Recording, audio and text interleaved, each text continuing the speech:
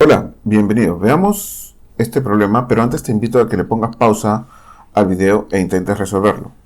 Nos dice aquí, si f, nos dan aquí la función en pares ordenados, ¿no? Y por acá nos dicen otra función g. Nos piden indicar el valor de verdad de cada una de las proposiciones. Previamente identifiquemos los dominios de cada función. El dominio de f, recuerden que son los elementos de las primeras componentes de estos pares ordenados, que serían estos de acá. Luego, por otra parte, el dominio de g está dado por esto de acá, que nos indica. Es decir, el dominio de g es todos los x mayores o iguales que 2. Listo. Veamos la primera. Nos dice que el dominio de g compuesto con f es este conjunto. Veamos.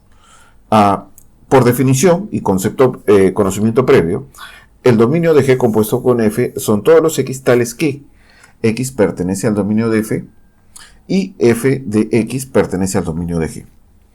Veamos que el dominio de g está conformado por todos los elementos que son mayores o números reales mayores o iguales que 2.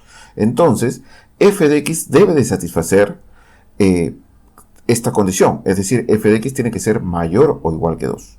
Ahora, si yo observo las imágenes de la función f, es decir, las segundas componentes de cada par ordenado, los únicos que no van a satisfacer con esta condición son este y este otro de acá.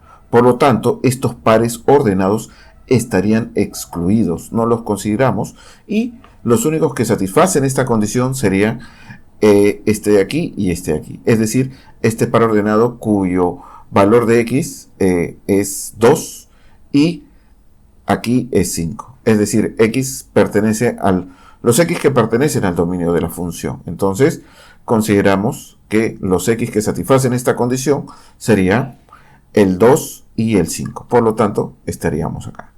¿Por qué el 2? Porque f de 2 evaluado en 2 es 4, que es mayor o igual que 2.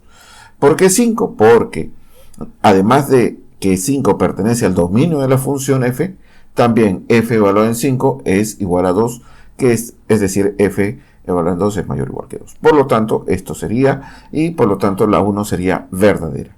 Veamos la 2. Nos dice que g compuesto con f es creciente. Ya sabemos que g compuesto con f, su dominio, tiene dos elementos. Por lo tanto, solamente tendrá dos pares ordenados. Calculemos estos valores. G evaluado en f evaluado en 2. Sería esto, ¿no? F evaluado en 2 es 4. G evaluado en 4 sería esto de aquí, raíz cuadrada de 2. Por otra parte, lo mismo para x igual a 5, tendríamos esto.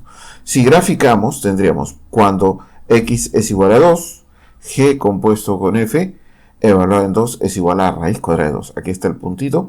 Y el otro, cuando x es igual a 5, g compuesto con f evaluado en 5 es igual a 0. Entonces ese puntito sería este de acá. Y como podemos observar, no es creciente, sino por el contrario, decreciente. Entonces la 2 sería falsa. Listo. Y finalmente veamos la 3. Nos dice que f compuesto con f es un conjunto unitario. Bueno, denotemos el dominio primero de f compuesto con f. ¿Qué viene a ser esto? Aquí, x, tal que los x que pertenecen al dominio de f y f de x pertenece al dominio de f. Entonces, si observamos estos pares ordenados y observamos las segundas componentes, ¿cuáles de estos pares ordenados tiene su segunda componente perteneciendo al dominio de esta función? Y si observamos el único par ordenado que satisface esa condición, es decir, que la segunda componente pertenece al dominio de la función, es este. Por lo tanto, el único elemento que va a tener el dominio de f compuesto con f va a ser 5. ¿Por qué? 5 pertenece al dominio de la función y además f evaluado en 5 es igual a 2, que también pertenece al dominio de la función. Por lo tanto, efectivamente, f compuesto con f está conformado por un solo elemento. Es decir, f compuesto con f es un conjunto unitario. Por lo tanto, la respuesta sería la A.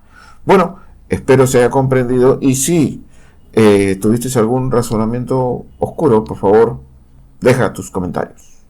Hasta pronto, nos vemos, chao.